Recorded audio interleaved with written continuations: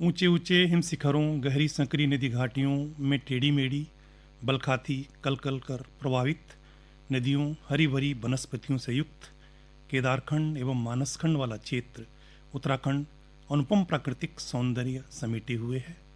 53,483 वर्ग किलोमीटर में फैले हिमालयी राज्य उत्तराखंड की पूर्वी सीमा काली नदी एवं पश्चिमी सीमा टोंस नदी द्वारा निर्धारित होती है।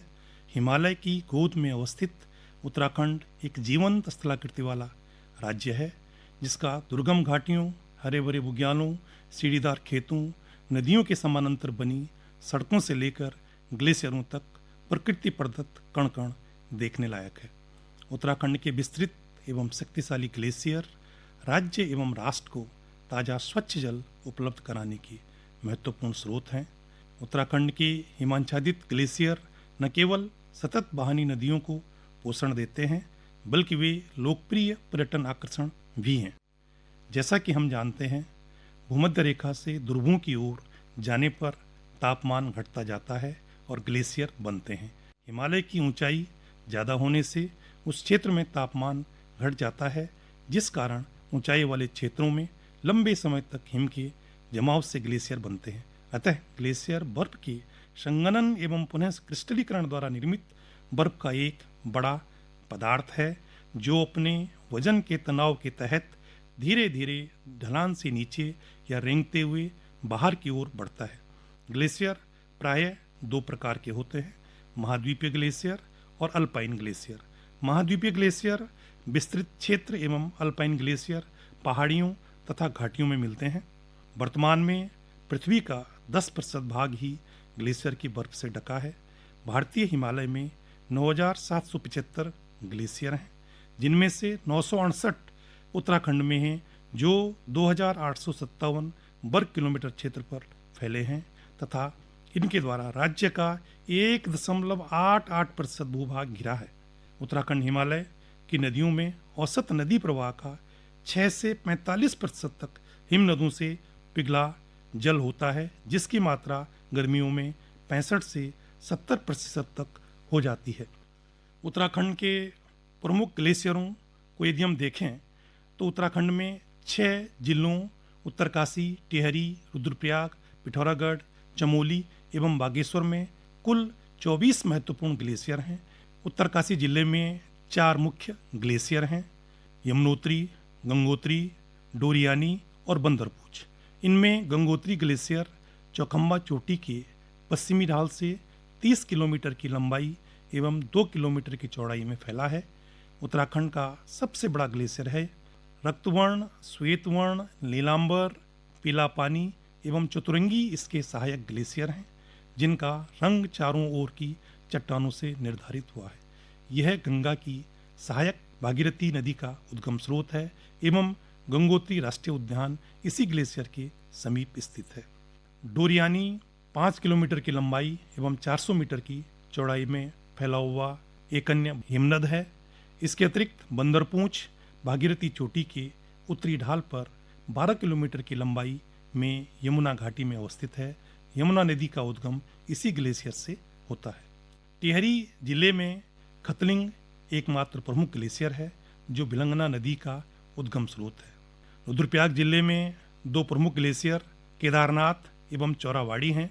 केदारनाथ ग्लेशियर 14 किलोमीटर लंबा एवं 500 मीटर चौड़ाई में फैला है। चौराबाड़ी केदारनाथ मंदिर के उत्तर में 14 किलोमीटर लंबा ग्लेशियर है, जिसके पिघलने से चौराबाड़ी ताल बना है, जिसे गांधी सरोवर के नाम से जाना जाता है। 17 जून 2013 में केदारनाथ में आई आपदा इसी ग्लेशियर के फटने से हुई थी। मंदाकिनी का उद्गम स्रोत यही ग्लेशियर है। पिथौरागढ़ जिले में 7 ग्लेशियर हैं, जिनमें मिलम, काली, नामिक, पिनौरा, रालम, पोंटिंग तथा हीरामनी मुख्य हैं। इनमें मिलम ग्लेशियर त्रिशूल पर्वत के दक्षिण में 14 किलोमीटर की लंबाई में फैला है। यह गौरी गंगा का उद्गम है।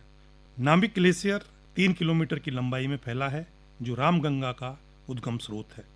चमोली जिले में 4 ग्लेशियर हैं, जिनमें दूनागिरी, टिपरा बमक, बद्रीनाथ और सतोपंथ मुख्य हैं।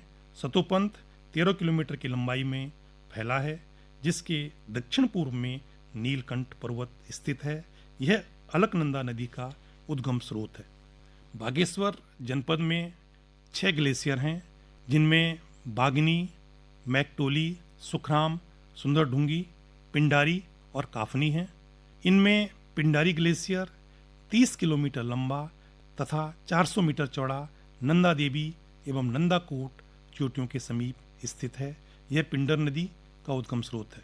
काफनी ग्लेशियर 3 किलोमीटर लंबा कफनी अलकनंदा की सहायक नदी का स्रोत है। सभी प्रमुख ग्लेशियर वैश्विक तापन के प्रभाव से निरंतर पीछे हटते जा रहे हैं, जिससे वनस्पति एवं प्राणी जगत के अस्तित्व पर खतरा मंडरा रहा है। उत्तराखंड हिमालय के अल्पाइन ग्लेशियर जलवायु परिवर्तन के विशेष रूप से संवेदनशील संकेतक हैं, क्योंकि वे ग्रीष्मकालीन संचय प्रकार हैं जो ग्रीष्मकालीन मानसूनी वर्षा और गर्मियों के ठंडे तापमान पर निर्भर होते हैं, और परिणाम स्वरूप इन ग्लेशियरों का ग्रीष्मकालीन द्रव्यमान संतुलन लगभग वार्षिक द्रव्यमान संतुलन के बराबर होता है। जलवायु परिवर्तन का प्रभाव ग्लेशियरों के आयतन, लंबाई, क्षेत्रफल पर पड़ता है। वे आगे बढ़ते या पीछे हटते हैं। साथ ही जलवायु परिवर्तन का प्रभाव जल स्रोत, सूक्ष्म जलवायु, वनस्पति मलबे के उत्पादन, बाढ़ एवं गाद के रूप में देखने को मिलता है। ग्लेशियर ताजे पानी के अद्वितीय संसाधन हैं। वे कृषि एवं सस्ते जल विद्युत उत्पादन में महत्वपूर्ण भूमिका निभाते हैं। साथ ही वे अपने पर्यटन मूल्य के माध्यम से अर्थव्यवस्था के एक महत्वपूर्ण घटक का निर्माण करते हैं। सदियों से बर्फ एवं ग्लेशियरों ने मानव अस्तित्व को सहारा दिया है। इसलिए बर्फ से ढके एवं ग्लेशियर क्षेत्र में कमी का मतलब सीधे तौर पर जल संसाधनों और पर्वतीय पारिस्थितिकी का प्रभावित होना है। लंबाई, क्षेत्रफल और भार तथा आयतन में ग्लेशियरों की निरंतर गिरावट को जलवायु प्रभाव के लिए जिम्मेदार ठहराया जाता है, और यह ग्लेशियर के पोषण एवं कमी में महत्वपूर्ण भूमिका निभाता है। ग्लेशियर पर्यावरण के समग्र रूप से गर्म होने और ग्लेशियर की मात्रा में लगातार कमी होने से स्थानीय मौसम पैटर्न प्रभावित हो रहा है और ऊंचाई वाले क्षेत्र में बारिश हो रही है।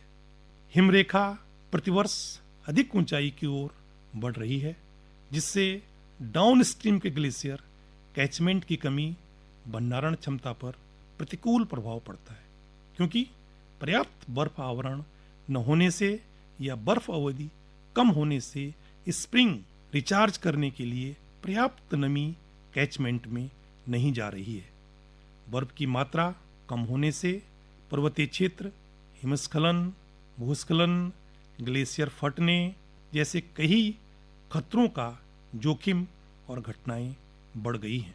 यदि इस धरा पर मानव, जीव जंतुओं एवं वनस्पतियों को सुरक्षित रखना है तो कम कार्बन उत्सर्जन से ग्रीन हाउस गैसों को कम करना होगा।